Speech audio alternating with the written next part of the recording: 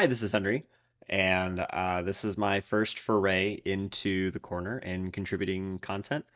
Sorry, Ethan, who said that I should use Lego or suggest that I do something with Lego, even though that's my hobby.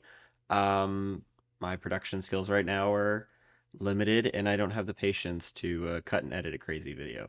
So instead, you get my Lego Rivendell right there, and I guess that's it. And I guess I have a little McLaren Lego car that won't focus for the video. So that's the Lego representation for now. Maybe we'll get a Lego Mark D. Parker and a Paul Vanderklay soon. I was thinking about that. Anyway, I'm already not talking about what I wanted to talk about. I was on the House of Woo last week on Tuesday, and I kind of poured my guts out to the gentlemen that were on there, and it was helpful, and I think it was a real blessing. Partly because I don't think that my church is presently equipped to be able to handle me as anything other than like a leader. And even then, like I'm cracking under that pressure sometimes.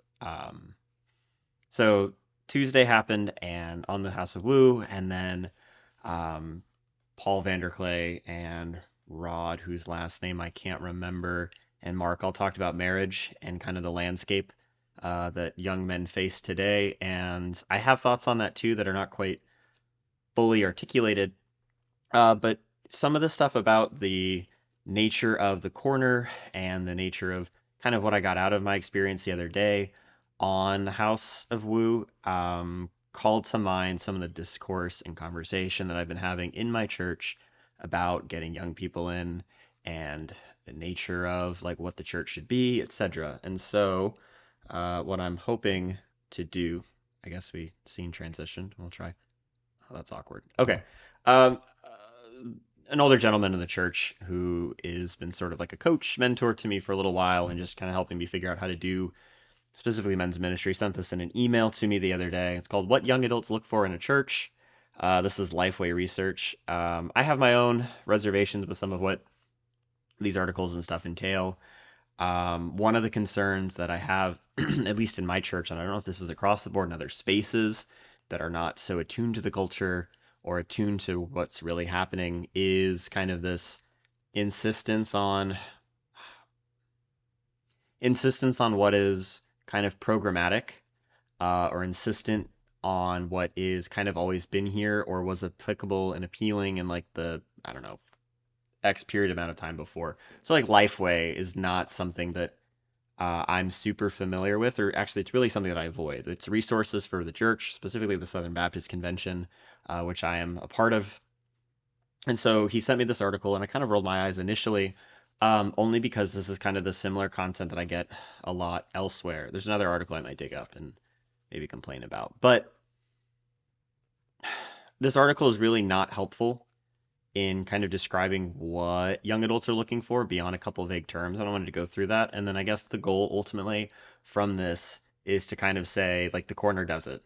And, you know, churches need to kind of maybe do some of what the corner is doing in their own way. Is this particularly novel? I don't know, probably not. Not when estuary protocols exist in person, etc. But um, I think that certain church ministries and groups, if they want growth outside of something like an estuary, might could take some lessons from what's going on in things like the House of Woo and like the Friday estuaries. So PJ Dunn wrote this. I'm very unfamiliar with him. Um, but it kind of opens and just discusses this idea of authenticity. And very quickly, authenticity as a word or authentic starts coming up all over the place in this article. The challenge our churches face in reaching adults, young adults, is connecting with them in authentic relationships and being a friend worth having. We lean toward a mindset that values programs over people. Programs can offer environments that foster relationships, but how often do we sacrifice relationships in the name of maintaining a program that we have always done? Um, I think this is very applicable to my church. I think I'm sure, very applicable to antiquated models that still exist, right, for the like really small churches and ones that maybe aren't doing so well um, in certain respects. The programs thing is a big one. One of the struggles that I find right now is that programs are inauthentic. Right? They have this very much like we have to have like a kind of factory machine. We need to get people in, we need to make disciples, whatever that means, and that's its own discussion. And then we got to crank out and get a new group in, right? That's inauthentic. But then on the other side, Mr. Dunn here is talking about authenticity, authenticity, authenticity. So he says first that authenticity is a currency of young adults. He says that, they need to be seen, they need to be known by name, they need to be known in like what's going on in their own lives. Um, Again, people, not programs. One of the deficits of this article, I think it is using these kind of like catchy like little terms and stuff. But my concern with this, and I brought it up in the email, which I don't have pulled up, and maybe I should just look at my notes again real quick. We are going to do that. Can I pause? All right, I think I got it unpaused. So here are my notes. This was my response to the article to well, my friend and kind of coach. So first off, we're throwing this buzzword authenticity around, and so the question is like, how do we define authenticity, right? Is it like the Kierkegaardian one, in which, right, you um, become authentic through, the systems and things that are in place? Um, is it rising above predetermined values and being like your own thing in this individualistic sense? Is it just being real with other people? Um, like this needs to be defined, right? If we're going to talk about an authentic space, it needs to be defined if we're going to talk about authenticity, which I've touched on in other places in not corner related, church related things in a Lego article I wrote. I might just link that here into the video as well. Go check out Brick Nerd, I guess. So if being real, right, is what authenticity is, one of the questions I have is how real can people be with each other in one of these spaces, right? In the church, you have people of authority, you have individuals who are older than you have people who are younger than you. Um,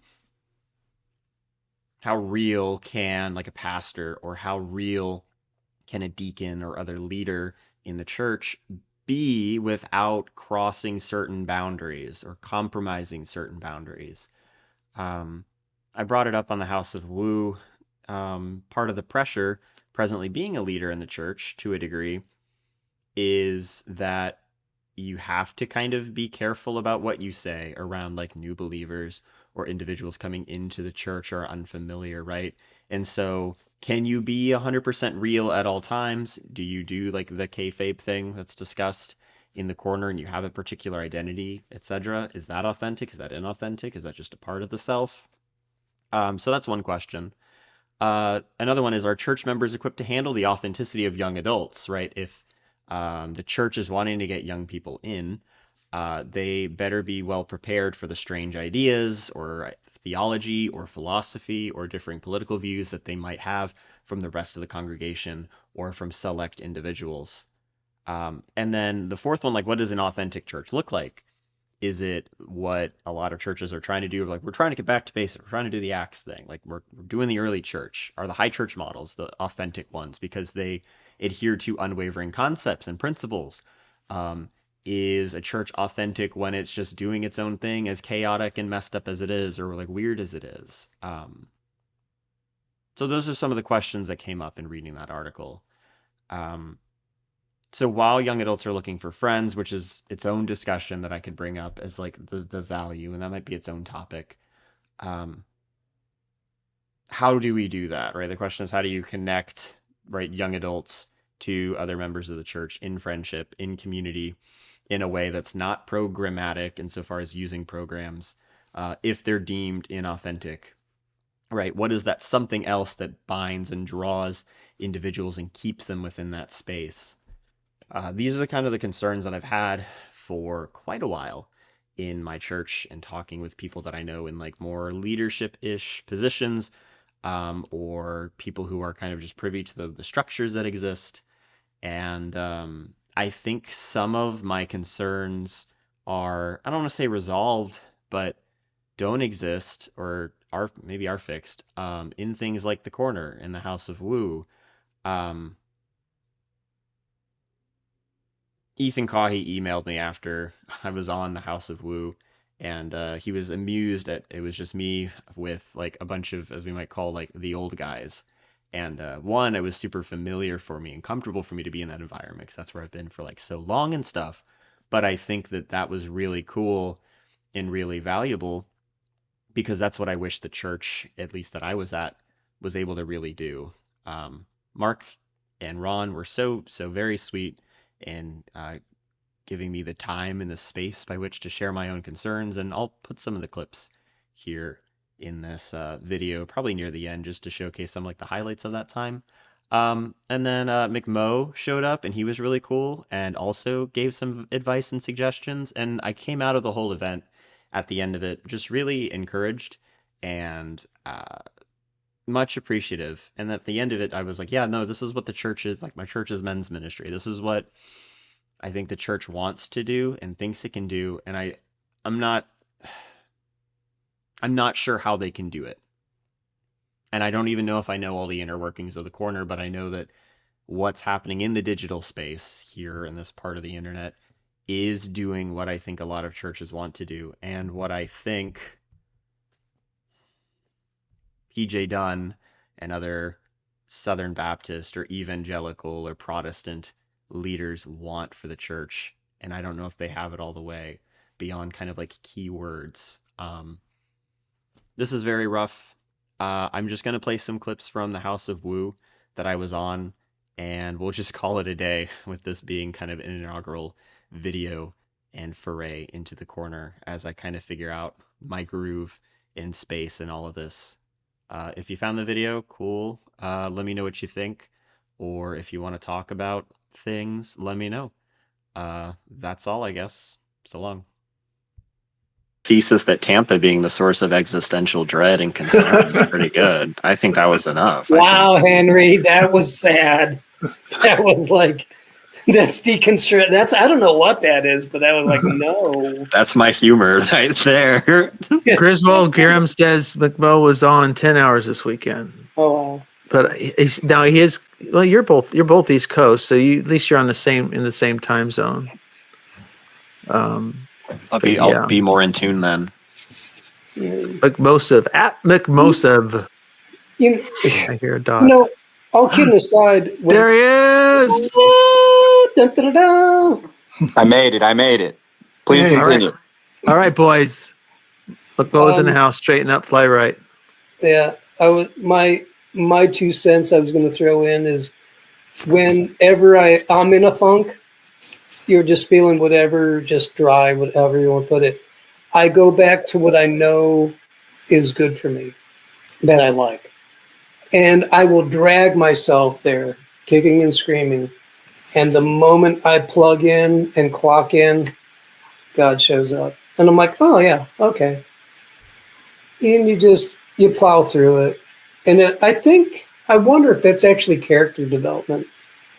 I wonder if that's the refinement, that it's not always crosses or tragedies. It's just day by day life. That's that sounds like a very C.S. Lewis kind of thing. It's the trials and the peaks, and the mundane being the kind of the biggest concern and detractor. Yeah. Or I would say it's Whitehead process theology, where God is luring you through your bliss to all the good. I like that. Yeah, it's for a long time. I went through a dry spot that I had to work through. And eventually God brought me through it. But because of that, if I ever have a dry spot, nothing compares to what I went through, so that anything that comes after, it's easy to blow off. And then if someone else comes and I hear them, they're like, hey, I'm hitting this funk. I'm like, okay, well, this is what I did.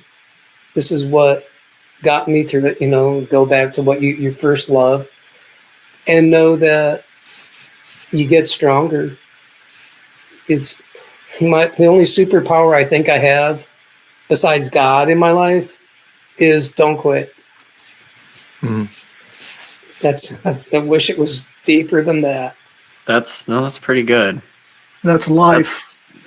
That's the better way to explain, like, you got to abide. I hate that. I do too. Oh, it's so bad. What's this? And yet, like, I'll bide you straight back and beat you with this microphone right now. You tell me about it's, yeah. It's What's wrong with the word abide? It's like the cop out biblical answer sometimes. It's like a Sunday school answer without an actual proper like exploration of why it's important. Right.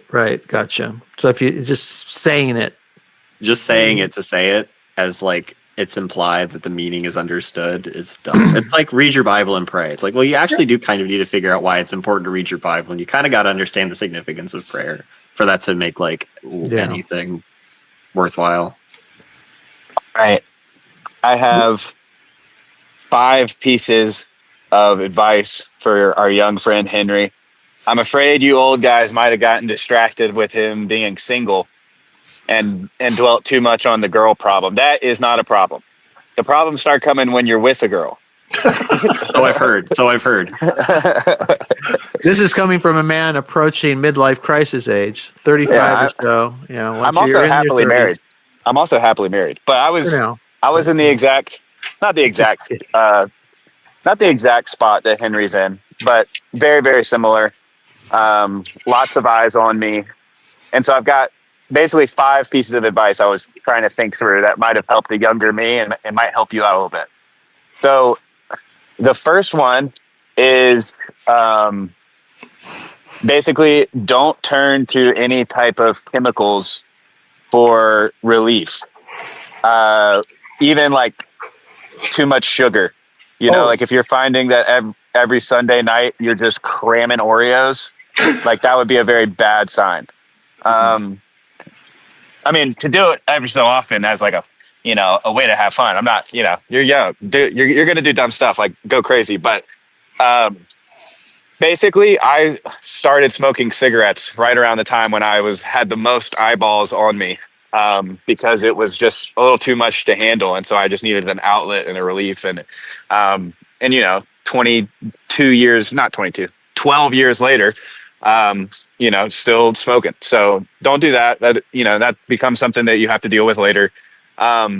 Secondly so that's something not to do. Stay away from like obvious chemical, performance enhancing drugs. The thing to do is to do more good in secret that you don't tell anybody about and that nobody sees. So sometimes, a couple ideas that spring to mind. You could go across town into St. Pete's or whatever and help out with like a homeless shelter down there and make sure, to the best of your ability. It's kind of like a spy mission. You got to make sure to the best of your ability, nobody at your church or over authority or from whom's gaze you're under knows about it. And then, so that's number 2. Number 3 and number 4 are kind of connected, but you need at least one dude who's like quite a bit older than you, probably like same age as your dad, or maybe a little younger if your dad's old, like super old. But the hard part, that's the easy part, is finding somebody like that. The hard part is they need to basically promise you a vow of silence, and you need to trust it. And you need to be, so it's a difficult relationship to find. Counseling is one way to do it, like Christian counseling. If you prefer to call it like a coach, that's good too. But you need to have an older guy whose opinion you trust to do 2 things. So this would be subpoint A and B of advice number 3. You need to be completely honest with them. So like to the best of your ability, like the worst of your sins and how they make you feel and how they make you feel about yourself. And you need to kind of be able to the best of your ability, at least work towards a situation where you can be completely honest with this older person. That probably better a man than a woman. Mm-hmm. And then you need a peer who you tell almost everything to. And the reason I say you tell almost everything to them is because, especially when you're young, like a young man in this day and age, I think it's very much of a temptation. Like how Rick was saying, you're a sensitive guy, so it'd be wow, very attracted to the ladies. But that's also it also comes with its own set of pitfalls, right? And so have been in this, but you can get stuck in it too, where it's a peer-to-peer relationship, but because you're either overexposed, like this person knows everything bad about you, or everything good about you, or they're your best friend in the world. The basically why you don't tell them everything is because they're probably just as stupid as you, and so like if you both are telling each other your like worst ideas, then it's like a recipe for failure. So hopefully you're not as big of a fool as I am, and you don't hang around with fools like I did and do. But yeah, so that's number 3 and number 4, and then number 5 is, what was it? It was to practice something, but now I can't remember because my short term memory failed me. But I can't remember the 5th one. But it was something. It was something about just practicing. Oh, I remember. Start practicing disagreeing with the people who are above you or the people that you're worried about. Because to keep it in and try to do it with small things, and don't let it get carried away to where you're always disagreeing all the time. But if you're in a situation at church or really just in life in general, and you can't ever voice a disagreement, that's probably not a great situation to be in. And part of that might be that you don't know how to, or the part of it might be that the person that you're with doesn't know how to take disagreement, or the person you're interacting with. But start practicing how to disagree well and in love, and that'll not only help you in like ministry and in life and in work and in your relationships, but it also helps you just with yourself. Because when you start, part of the long Christian, my encouragement is that like I don't know of anybody older than me, younger than me, same age as me, who has like really cracked this whole sin thing. Like it seems to just kind of keep bubbling up, and the best you can do apparently is just to ignore it. But I don't think that that's what we're called to do. So, I think keep going. You're doing good. But that would be my advice. End of TED Talk. Thank you. I liked it. I do too.